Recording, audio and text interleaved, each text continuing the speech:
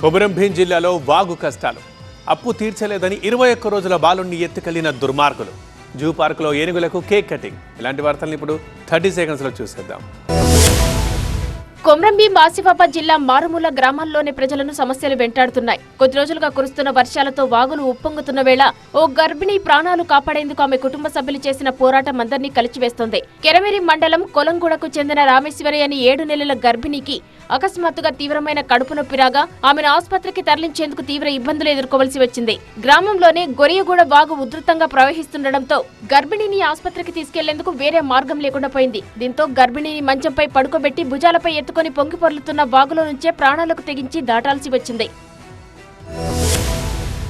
రంగారెడ్డి జిల్లా రాజేంద్రనగర్ లో అమానుష్య ఘటన చోటు చేసుకుంది. 30,000 రూపాయల అప్పు తిరిగి చెల్లించలేదనే నెపంతో 21 రోజుల బాబును కొందరు ఎత్తుకెళ్లడం కలకలం రేపింది.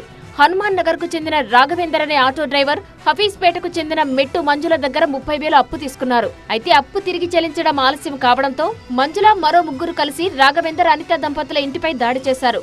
ఆపై 21 రోజుల రాఘవేందర్ కొడుకును బలవంతంగా లాక్కొని ఆటోలో ఎక్కించుకొని పరారయ్యారు. రాజేంద్రనగర్ పోలీసులకు సమాచారం అందించడంతో 2 గంటల్లోనే బాలుడి జాడ కనిపెట్టి తల్లివుడికి చేర్చారు. హైదరాబాద్ నెహ్రూ జులాజికల్ పార్కులో ప్రపంచ ఏనుగుల దినోత్సవాన్ని ఘనంగా నిర్వహించారు.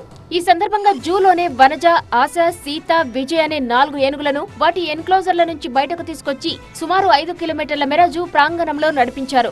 నడక మార్గంలో ఏనుగులు తమకు నచ్చిన చెట్ల కొమ్మలను తింటూ సందడి చేస్తాయి. ఆ తర్వాత ఒక్కో ఏనుగుకు సుమారు 5 కిలోల బరువున్న ప్రత్యేక జంబో కేకును అందించారు. పండ్లు, కూరగాయలతో ఈ కేకులను ప్రత్యేకంగా తయారు చేశారు. ఏనుగుల సంరక్షణ, పర్యావరణ వ్యవస్థలో వాటి ప్రాధాన్యతపై జూ సిబ్బంది సందర్శకులకు అవగాహన కల్పించారు.